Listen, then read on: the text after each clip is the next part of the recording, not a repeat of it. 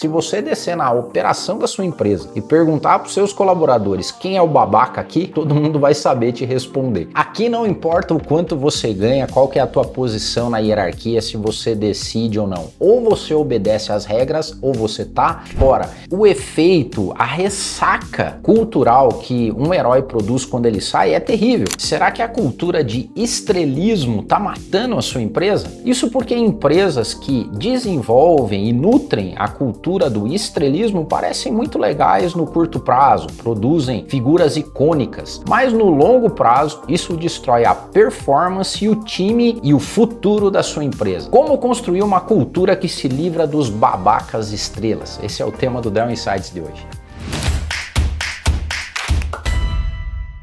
Sejam todos muito bem-vindos, bem-vindas. Esse aqui é o Dell Insights, o programa da Dell Consultoria, onde a gente divide com vocês insights poderosos sobre cultura organizacional. Aqui nós somos a Dell Consultoria e também a Dell Educação. Se você precisa de conteúdos de formação especialmente desenhados de forma alfaiataria para sua empresa, por exemplo, um programa de formação de cultura para líderes. Esse é um dos produtos da Dell Educação. Fale conosco e bora lá para o nosso episódio de hoje. Hoje eu quero dividir com vocês alguns raciocínios e insights de como construir uma cultura que se livra dos estrelas, dos babacas estrelas. Quem falou isso, do babaca estrela, foi o Simon Sinek. O Simon Sinek diz o seguinte, que todas as empresas têm os seus processos formais de avaliação de desempenho, de meritocracia, de cargos e salários, que às vezes não identificam claramente quem são os babacas. E o Simon Sinek diz o seguinte, se você descer na operação da sua empresa e perguntar para os seus colaboradores quem é o babaca aqui, todo mundo vai saber te responder. Mas antes da gente começar, eu quero usar como referência um vídeo do Diego, ex-jogador de futebol, hoje comentarista, em que ele dá um exemplo claro de como uma cultura se livra de estrelismo. Vamos assistir? A gente joga a camisa no chão, faz o cara recolher lá com 60 anos, com dor nas costas, tudo a roupa que nós estamos jogando. E lá, o que acontece? O tratamento é igual, independente da tua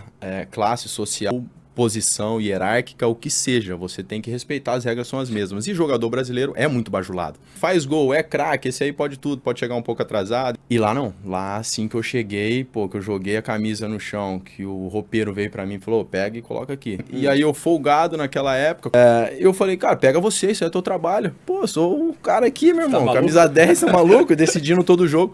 Ele falou, não, você pega e você joga. Não, é o seu trabalho. Ele falou, não, meu trabalho é a partir daqui. Até o cesto de roupa suja, o trabalho é teu. Eu falei, não vou pegar, e orgulhoso, não peguei.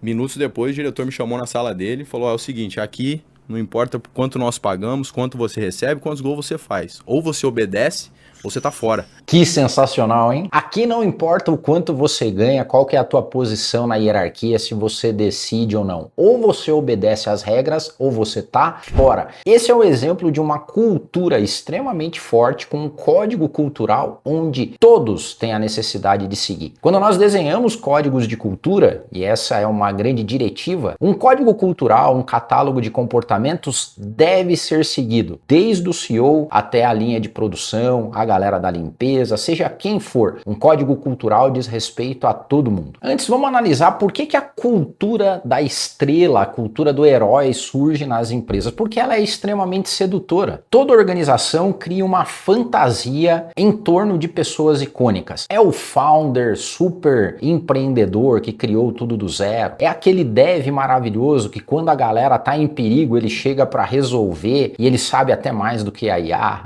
É aquela pessoa extremamente inteligente, que sabe tudo, decide tudo, que desenhou esse processo quando aqui tudo ainda era mato. Então a cultura do estrela, do herói, ela tá tão internalizada e ela é tão sedutora que se a gente não cuida, ela vai surgir organicamente na sua empresa, eu garanto. E aí deve ter essas figurinhas carimbadas que são os estrelas e os heróis da parada toda. E o problema aqui não é você ter gente excepcional no seu time, isso é normal e todos nós desejamos ter pessoas excepcionais no nosso time. O grande problema é quando esses estrelas, esses heróis ditam a cultura da sua empresa. É quando a exceção se transforma em modelo operacional, em cultura organizacional. organizacional. Toda a literatura sobre o tema dos star performers, dos high performers, apontam numa única direção, que grande parte dessa performance é contextual, sistêmica e, em última instância, relacional. Isso gera a cultura de heroísmo, de estrelismo dentro da sua organização. E aqui o grande ponto, essas pesquisas também, referenciadas por Harvard, MIT e outros estudos de psicologia social, apontam também o efeito nocivo de high performance, babacas e estrelas numa empresa quando eles saem dessa empresa, porque um dia eles vão sair. Algum dia você vai ter que achar alguém para colocar a culpa, e segundo Maquiavel, quem sofre nessa hora é o herói. O estrela vai embora.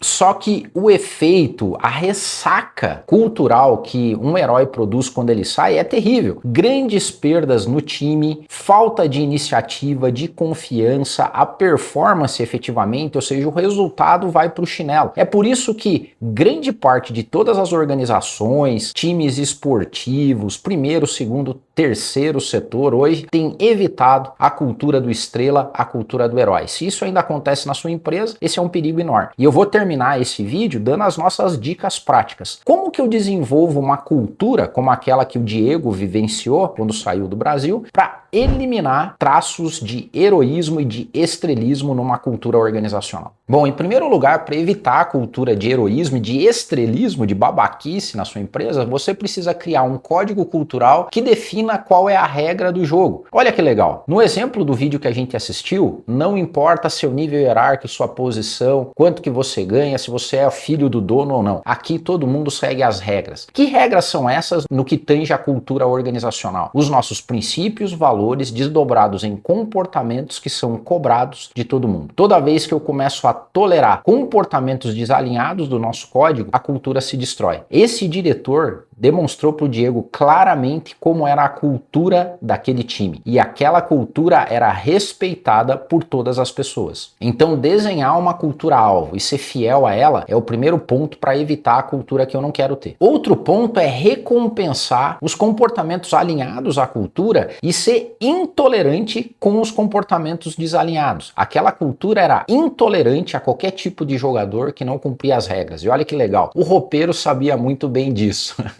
Ele falou, cara, o meu trabalho começa a partir daqui, essa é a regra do jogo, assim é a nossa cultura. Pouco importa que tipo de jogador, herói, se você tá ou não tá resolvendo o jogo, nós somos um time e o time é mais importante que o indivíduo. Onde há a cultura de cooperação e colaboração e não de estrelismo, o time é mais importante do que o indivíduo, de qualquer indivíduo, até você mesmo, CEO. Um outro ponto é, onde há heróis e estrelas demais, normalmente há segurança psicológica de menos. Esse roupeiro demonstrou na prática que ele trabalhava numa empresa ou num clube onde havia segurança psicológica. O que quer dizer isso? Ele pode chegar para o estrela do time, para o cara que mais define, é o jogador caro, e vai dizer na cara dura, velho, põe a tua camisa lá, porque a tua função é pôr lá. Até fez, né, uma gracinha depois que o Diego colocou, ele falou, não é assim, desdobra a camisa e coloca ela do jeito certo. Isso é uma demonstração clara de que há segurança psicológica, onde nessa empresa o líder tem liberdade de ser confrontado. Sabe por quê? Porque pode ser que o babaca seja você. Pode ser que aqui na Dell o babaca seja eu.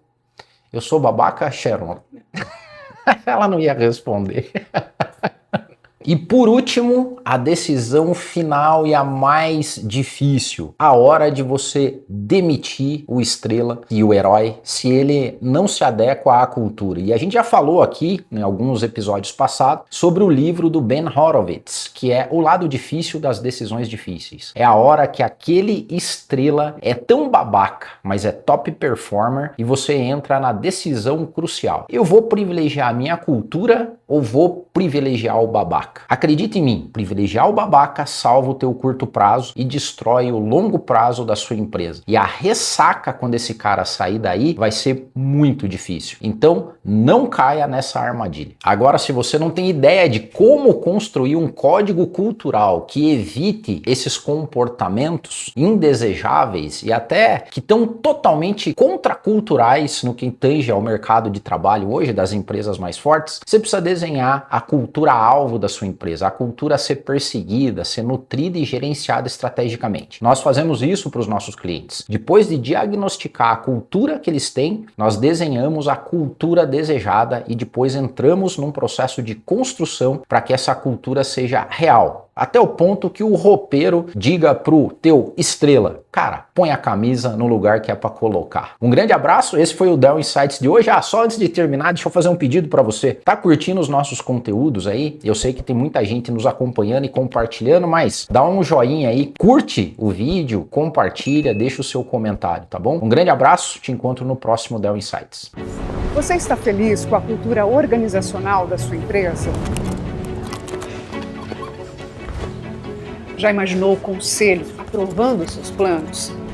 Suas equipes com alta performance superando metas? Toda a sua empresa alinhada, comprometida? Cultura é o maior ativo da sua empresa, porque cultura ninguém copia. Para construir uma cultura forte, você precisa de um parceiro forte. Dell, a melhor consultoria de cultura organizacional do Brasil.